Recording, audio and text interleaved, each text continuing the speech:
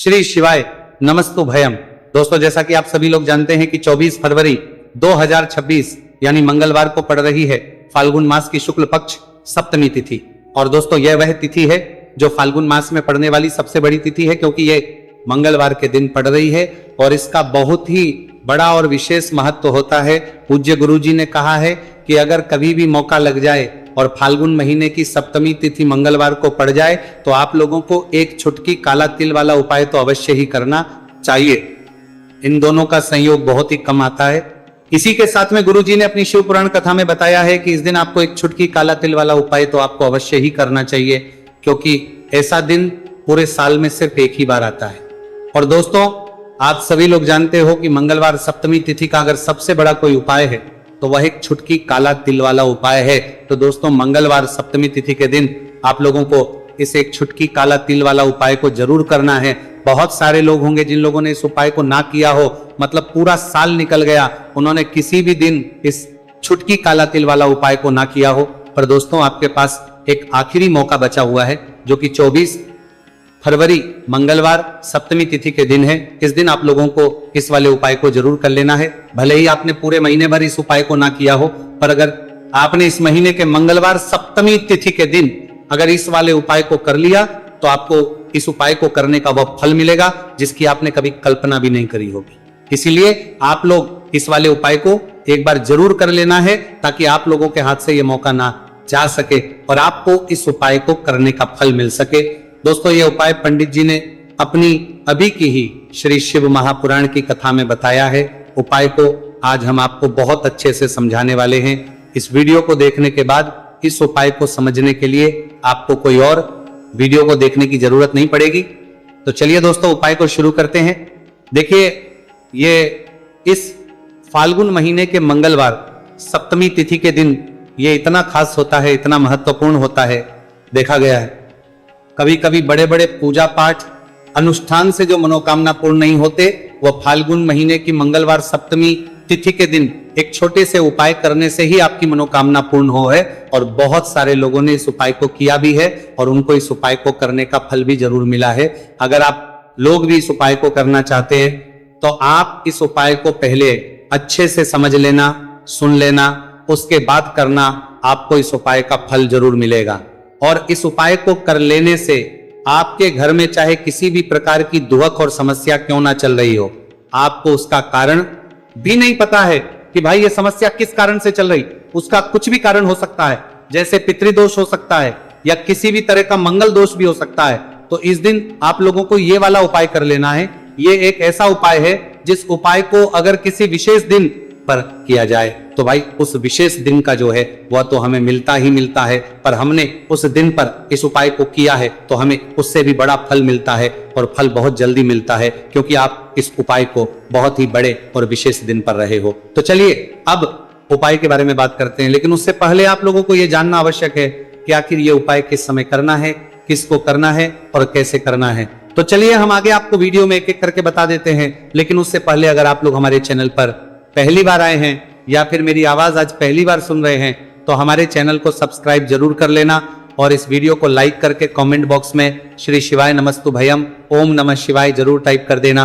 तो दोस्तों, इस एक छुटकी काला तिल वाला उपाय को हमें इस मंगलवार सप्तमी तिथि के दिन कैसे करना है, किसको करना है, किस समय करना है और कहां पर करना है, ये सारे सवालों के जवाब आपको इस वीडियो में मिल जाएंगे।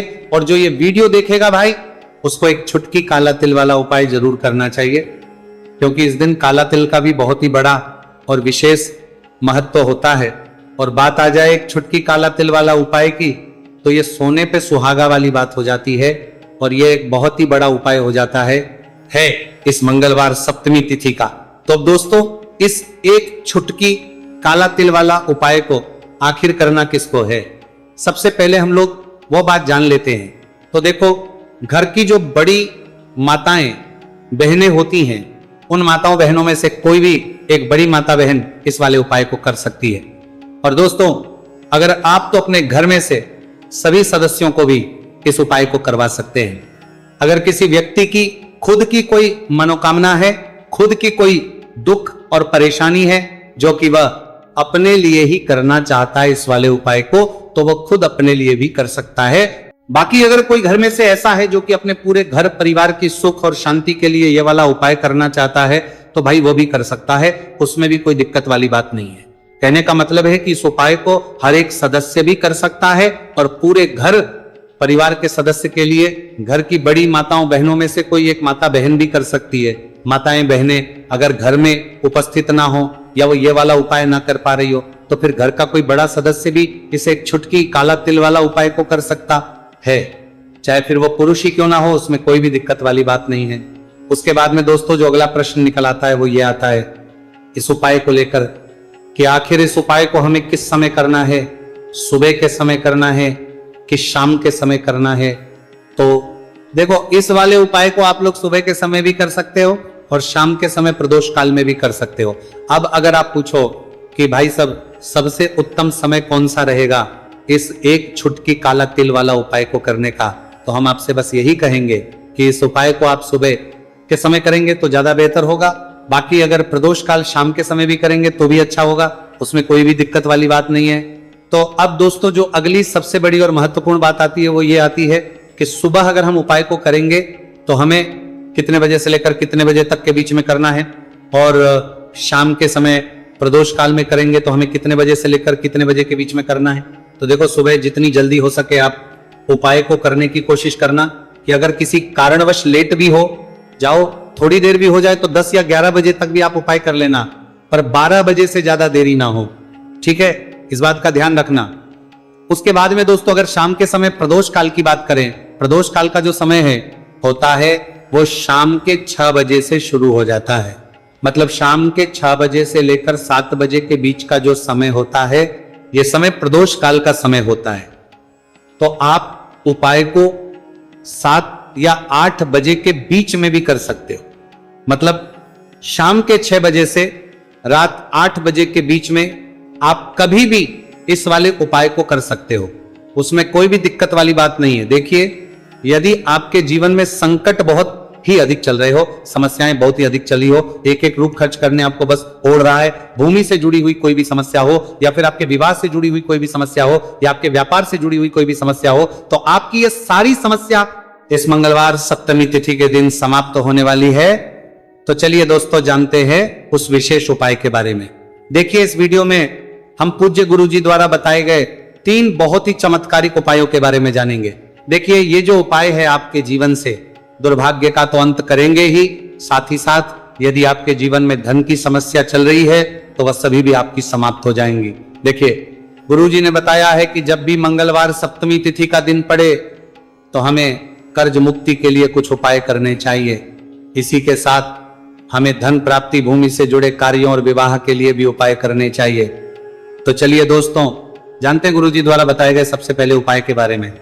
देखिए, यह उपाय विशेषकर उन लोगों को करना है जिनकी भूमि से जुड़ी कोई भी समस्या चल रही हो, यानी कि उनकी भी जमीन से जुड़ी हुई समस्या चल रही है, यानी कि जो लोग मकान खरीदना चाहते हैं, या फिर उनका खेत से जुड़ा कोई भी केस चल रहा है, या फिर जिनके भी विवाह में विलंब हो रहा है, या फिर जिन भी लोगों के जीवन में कर्ज बहुत ही अधिक बढ़ने लगा है, कर्ज जो है वह चुका नहीं पा रहे हैं, तो गुरुजी ने कहा है कि ऐसे लोगों को यह उपाय करना चाहिए। देखिए, इस उपाय के लिए आपको थोड़े से काले तिल ले लेने हैं। आपको मात्र एक चुटकी काले तिल ले लेने हैं। इसी के साथ में आपको थोड़ा सा शहद ले लेना है। फिर सबसे अंत में आपको एक लोटा शुद्ध जल ले लेना है। तांबे के पात्र के अंदर आपको अपने घर से शुद्ध जल ले लेना है और इन सभी सामग्रियों को आपको लेकर के पहुंच जाना है भगवान शिव के मंदिर में। देखिए, पूज्य गुरुजी ने बताया है कि इस उपाय को आप सुबह से लेकर के शाम तक किसी भी समय में कर सकते हैं। देखिए, मंदिर पहुंचने के आप जो काले तिल लेकर के गए थे उनमें आपको थोड़ा सा शहद लगा लेना है। देखिए, आप जो शहद लेकर के आए हैं उस शहद में आपको यह काले तिल अच्छे से डुबो देना है, और शहद से युक्त ये जो काले तिल हैं इन्हें आपको शिवलिंग पर अर्पित कर देने हैं, या फिर आपको शिवलिंग के चारों तरफ अच्छे से काले तिल का लेपन कर देना है। पूज्य गुरुजी ने बताया है कि लेपन करते समय यदि आपके जीवन में कर्ज से जुड़ी समस्याएं चल रही हैं, लेपन करते समय आपको आर्यन मुक्तेश्वर महादेव का स्मरण करना है, या फिर आपके जीवन में विवाह से संबंधित या फिर जमीन से संबंधित कोई भी समस्या चल रही है तो फिर आपको मंगलेश्वर महादेव का स्मरण करना है। इसके बाद जो आप जल लेकर के आए हैं उसे आपको धीरे धीरे शिवलिंग पर अर्पित कर देना है, तथा आपको लगातार शिव महापुराण के मूल मंत्र श्री शिवाय नमस्तु भयम इस मंत्र का जाप करते रहना है। पूज्य गुरु जी ने बताया है कि सिर्फ एक मंगलवार सप्तमी तिथि है, उपाय करके देखना और आप स्वयं देखेंगे कि 2 से 3 महीने के अंदर आपके जीवन से जुड़ी हुई जो भी समस्याएं हैं, बस सभी समस्या बहुत ही जल्द महादेव की कृपा से दूर होने लगेगी। तो दोस्तों, इस प्रकार से आपको यह पहला उपाय ना है। अब हम जानते हैं दूसरे विशेष उपाय के बारे में। देखिए, इस उपाय के लिए आपको एक प्यारी सी बेलपत्र ले लेनी है। इसी के साथ में एक लोटा शुद्ध जल लेना है तांबे के पात्र के अंदर, और इसी के साथ में आपको थोड़ा सा शहद ले लेना है। देखिए, मंगलवार का दिन है और मंगलवार सप्तमी तिथि के दिन यदि हम शहद का उपाय करते हैं तो इससे महादेव हमसे बहुत ही अधिक प्रसन्न होकर के हमारी मनोकामना को परिपूर्ण करते हैं। देखिए दोस्तों, यदि आपको बेलपत्र नहीं मिल पाती है तो आप भगवान शिव के शिवलिंग पर जो बेलपत्र छड़ी हुई होती है उसे शुद्ध जल से धो करके उसका उपयोग कर सकते हैं। तो इन सभी सामग्रियों को आपको भगवान शिव के मंदिर में लेकर के पहुंच जाना है। गुरुजी ने कहा है कि इस उपाय को भी आप सुबह से लेकर के शाम तक किसी भी समय में कर सकते हैं। देखिए, मंदिर पहुंचने के बाद आपके पास जो एक बेलपत्र है और बेलपत्र की जो सबसे बड़ी वाली पत्ती होती है और उसकी जो चिकनी साइड होती है उस पर आपको अच्छे से शहद का लेपन कर देना है। यानी कि बेलपत्र की बड़ी वाली पत्ती पर, पूरी ही पत्ती पर अच्छे से शहद लगा देना है। अब देखिए, ये जो बेलपत्र है इसे आपको अपने सीधे हाथ की हथेली पर रखना है और आपके जो भी कार्य अटक रहे हैं। देखिए, बहुत से लोग ऐसे होते हैं जो अपने नौकरी को प्राप्त करने के लिए सालों से तैयारी करते हैं लेकिन उनको नौकरी नहीं प्राप्त हो पाती है। बहुत से ऐसे लोग होते हैं जो बहुत ही मेहनत करते हैं, धन भक्ति के लिए बहुत अधिक प्रयास करते हैं, लेकिन फिर भी उनको धन प्राप्त नहीं हो पाता है। तो गुरुजी ने बताया है कि जब भी आपको अपने कार्यों में सफलता ना मिले तो फिर आपको मंगलवार के दिन इस उपाय को अवश्य करना चाहिए। देखिए, अब आपको जिस भी कार्य में सफलता प्राप्ति करनी है उस कार्य को सफल बनाने के लिए आपको महादेव से प्रार्थना कर लेनी है और फिर ये जो एक बेलपत्र है इसे आपको भगवान शिव के शिवलिंग पर अर्पित कर देनी है। देखिए, बेलपत्र की चिकनी साइड जिस पर आपने शहद लगाए है वह शिवलिंग से स्पर्श रहेगी और इसकी जो डंडी है वो आपको जलाधारी की ओर रखनी है। इस प्रकार से आपको ये बेलपत्र अर्पित कर देनी है। अब देखिए, आप जो एक लोटा जल लेकर के आए हैं उसे आपको भगवान शिव के शिवलिंग पर धीरे धीरे अर्पित कर देना है। श्री शिवाय नमस्तु भयम इस मंत्र का जाप करते हुए देखिए, जैसे ही ये जल शिवलिंग से होकर के जलाधारी की ओर बह करके आएगा तो इसे आपको थोड़ा सा अपने सीधे हाथ की हथेली में झेल लेना है। इस जल को आपको अपनी दोनों आंखों पर लगा लेना है और इस जल का थोड़ा सा छिड़काव आपको अपने शरीर पर कर लेना है। पूज्य गुरु जी ने बताया है कि जब भी हम मंगलवार के दिन शहद वाली बेलपत्र शिवलिंग पर अर्पित करते हैं तो इससे हमें महादेव हर कार्य में सफलता प्राप्त करवाते हैं। यदि हमें अपनी मेहनत करने के बावजूद भी पर्याप्त मात्रा में सफलता नहीं मिल पा रही है तो गुरुजी ने कहा है कि आपको मंगलवार सप्तमी तिथि के दिन यह चमत्कारिक उपाय अवश्य ही कर लेना है। अब दोस्तों, हम जान लेते हैं गुरुजी द्वारा बताए गए तीसरे विशेष उपाय के बारे में। देखिए, इस उपाय के लिए भी आपको मात्र 1 लोटा शुद्ध जल ले लेना है तांबे के पात्र के अंदर। फिर इसी के साथ में आपको एक प्यारी सी बेलपत्र ले लेनी है। बेलपत्र आपको ध्यान रखना है कि कैसे भी कटी हुई खंडित नहीं होनी चाहिए। अब देखिए, मात्र 2 सामग्री लेकर के आपको भगवान शिव के मंदिर में पहुंच जाना है। पूज्य गुरु जी ने बताया है कि यह उपाय विशेषकर उन लोगों को करना है जिनकी कोई भी विशेष मनोकामनाएं जो कई दिनों से परिपूर्ण नहीं हो पा रही है, चाहे वह विवाह से संबंधित हो, नौकरी से संबंधित हो, व्यापार से संबंधित हो, चाहे किसी भी प्रकार की मनोकामना है जो परिपूर्ण नहीं हो पा रही है, तो उसके लिए आपको यह उपाय करना है।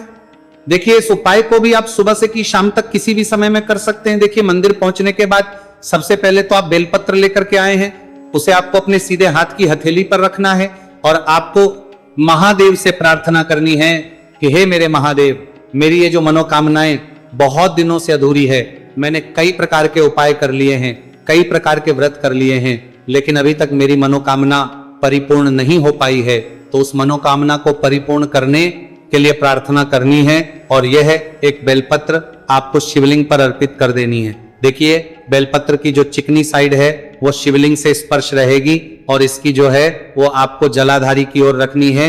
इस प्रकार से आपको यह बेलपत्र अर्पित कर देनी है। इसी प्रकार से आपको यह बेलपत्र अर्पित करनी है। अब देखिए, आप जो एक लोटा शुद्ध जल लेकर के आए हैं, इसे आपको धीरे धीरे शिवलिंग पर अर्पित कर देना है।